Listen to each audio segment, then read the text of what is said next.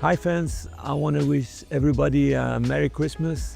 Oh, ho, ho, ho, ho, Rangers fans. It's that time of year. Lights are twinkling, mince pies are everywhere, and Santa's making his list. But let me tell you, the headlines coming out of Rangers this week are more dramatic than a family Monopoly game on Christmas Day. Naughty or nice, you decide. We've got Rangers being accused of damaging the integrity of Scottish football, plus a £5 million tug of war over Vaclav Cerny that could make or break our January. And if that's not enough to stuff your stocking, we've got Ianis Hagi's future hanging in the balance, Cyril Desairs possibly wrapping up his Rangers career, and a dangerous English star who could turn Hamza Igamane into an unplayable Christmas miracle. So grab your eggnog, settle in, and stick with me till the end, because these stories will have you talking well into the new year. Oh, you couldn't make this up if you tried. Rangers have gone full throttle with a public statement calling out the SFA for reinstating the VAR duo who made a howler in that semi against Celtic earlier in the month. It's like watching someone light a firework in their living room and acting surprised when it goes off. Let's rewind though. Willie Collum already had to say sorry for that penalty fiasco. You remember the one, don't you? Vaclav Cerny gets clattered. Everyone and their Doug sees it's inside the box, but somehow VAR doesn't think it's worth John Beaton having a gander. Alan Muir and Frank Connor, our two VAR heroes, get pulled from duty for all of what, one match? Slap on the wrist and back to business, eh? Now, they've gone and stuck Connor as an assistant ref for Celtic's game against St Johnstone. Honestly, you couldn't script it. Former PGMOL bigwig Keith Hackett's chimed in, saying the SFA should have kept them off the pitch till at least the new year. Sensible that, letting the dust settle. But no, the SFA thinks one match is enough to restore faith in their decision-making. Rangers naturally aren't having it and have lodged a formal complaint. Fair enough, considering it was us that got stiffed by their cock-up. Hackett reckons Rangers shouldn't have gone public, though. Says it's like poking a hornet's nest and making things worse. He's not wrong about the optics, but let's be real. Keeping Sturm hasn't exactly done us any favors in the past, has it? Besides, what's the point of private channels when they keep serving up this kind of nonsense? So here's the big question for you. Should Rangers have kept quiet and handled this behind the scenes, or are we right to call out this shambolic officiating circus for everyone to see? Let's hear it. Vaclav Cerny's become the talk of the terraces, hasn't he? The lad's been a proper spark for Rangers this season, racking up 10 goals and 6 assists like he's been here for years. But now, the big question is whether we can afford to make his loan from Wolfsburg a permanent deal. Mark Guidi reckons we should get the suits, Fraser Thornton, Patrick Stewart, and maybe even Niels Koppen working overtime to knock down Wolfsburg's asking price. £5 to £6 million for a player who's nearly 28 is a big ask, especially when you factor in our recent struggles to sell players for a decent profit. It's not like we've been swimming in cash from player sales lately, is it? Barry Ferguson reckons we're looking at a hefty fee, but Giddy's got a point about trying to negotiate like Celtic did with Paulo Bernardo from Benfica. They managed to shave a couple of million off that deal, so why shouldn't we try the same? Maybe we chuck in some future add-ons or sweeteners to make it palatable for Wolfsburg. And let's not forget Philippe Clement's take on this. He's openly admitted we can't afford Cerny outright as it stands. But would he want to keep him? You bet your season ticket he would. Cerny's been dynamite in the final third, and losing him would be like taking the fizz out of your iron brew. But here's the kicker. Should we risk breaking the bank for a player who won't have much resale value? Or is it time for Rangers to rethink our transfer strategy entirely? Would splashing out on Cerny be a step forward, or a financial gamble we can't afford? Isaac Price. Now, there's a name that's got folks buzzing. This lad's already proven he can handle the heat, hasn't he? Back in 2022, he went toe-to-toe with Celtic's so-called stars like Matt O'Reilly and Rio Hatate, and came out looking like the best player on the pitch.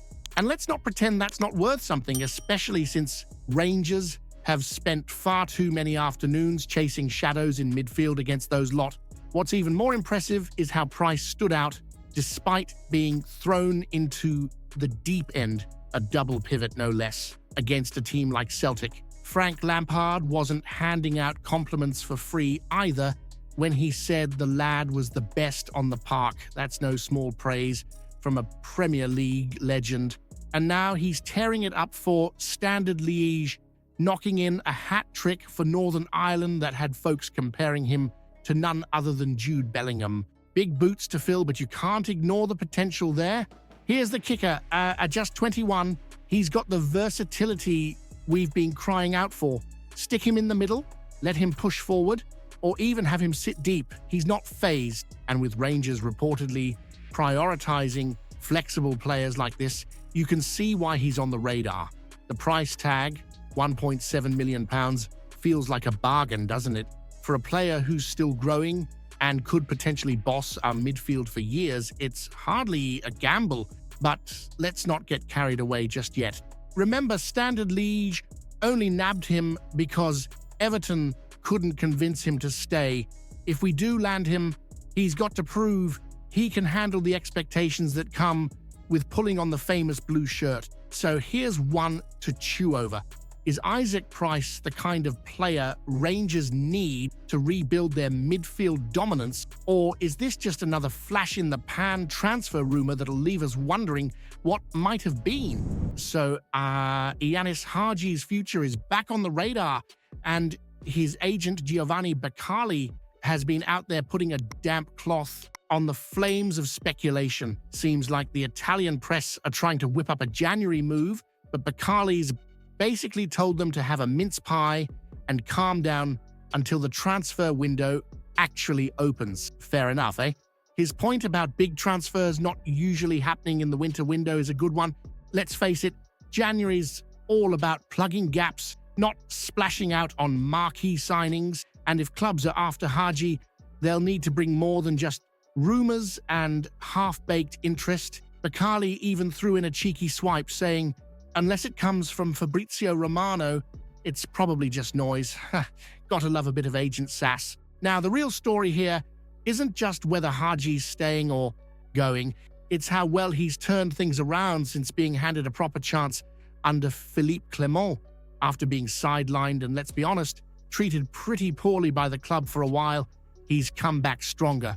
Goals, assists, linking up beautifully with the likes of Dezers and Igamani. It's been like watching a phoenix rise from the ashes. More than that, his form has been key to improving the team's performances as a whole. It's not just about results anymore. There's actual fluidity and spark in the side. Hagi's impact has earned Clement a bit of breathing room too, buying him time to reshape the squad in his vision. If he keeps it up, you'd imagine the decision makers might even offer him a new deal to keep him at Rangers for the long term. But here's the thing. Should Hagi trust Rangers to truly value him after everything? Or would he be better off taking his talents elsewhere if a solid offer lands on the table in January? Kieran Dewsbury Hall at Rangers. Now, that's got a bit of sparkle to it, hasn't it? If Philippe Clement can pull off this one, it could be a game changer, especially for Hamza Igamani, who's already shown he knows where the net is. 6 goals so far this season, and that's without someone of Dewsbury Hall's caliber feeding him those killer passes. Imagine the damage Igamani could do with a player hailed as dangerous operating just behind him. The Premiership defenders would be having nightmares. Dewsbury Hall's numbers last season for Leicester are outrageous. 12 goals and 14 assists in the Championship, plus 20 big chances created. That's not just good, that's pulling the strings brilliance. He'd fit right into Clement's system, adding more creativity to a side that's starting to click, but still needs that extra spark to fully unlock stubborn defenses. The catch, of course, is Chelsea probably won't let him go cheap. even on loan, and with Arsenal lurking about, you'd think we'd be punching above our weight. But stranger things have happened in football, and with Europa League football and a packed Ibrox on offer, Rangers isn't exactly an unattractive option. A 6-month loan could suit all parties. Chelsea offload him temporarily, we get the boost we need, and Dewsbury Hall gets regular minutes to showcase what he can do. Still, there's always the elephant in the room. Should we really be relying on loan players, or is it time to focus on long-term investments? Does a move like this just paper over the cracks, or could it be the difference between another season playing catch-up and reclaiming that top spot? Well, it looks like Cyril Dessers' time at Rangers might be heading for a curtain call, doesn't it? The signs have been flashing like neon lights at Solihull Street, falling down the pecking order behind Hamza, Igamane, and Danilo. Limited game time since November, and now links to a January move with Mamelodi Sundowns. Ikram Reyners reportedly on the radar. If that's not writing on the wall, I don't know what is. The penalty drama from the League Cup final didn't do him any favors either. Imagine your manager trusting a goalkeeper over you to take a spot kick. That's a slap in the face for any striker, let alone your supposed number 9. The fact that Philippe Clement hasn't properly addressed that decision publicly leaves a bad taste, though. If Dessers was ready and willing to take a penalty but wasn't allowed, you've got to wonder what's gone on behind the scenes. As Alan Hutton said, addressing it now would just open a can of worms. But let's be honest, the can's already half open, isn't it? 6 goals in 15 league appearances isn't a disaster, but let's not kid ourselves. Many of those were in matches we were winning anyway. For a 30-year-old striker, he hasn't done enough to justify keeping him around, especially when he's unlikely to fetch much resale value. Cashing in now seems like the sensible option, especially if Reyners comes in and brings some fresh energy to the attack. But here's the kicker. Is this really all on Dessers, or has the club once again failed to properly manage their players and expectations? Are we cutting ties too soon, or was he never the right fit for Rangers in the first place? Let's hear it. If you haven't seen yesterday's video yet, you're missing out. Explosive news about Rangers. That'll leave every fan stunned. Go check it out now.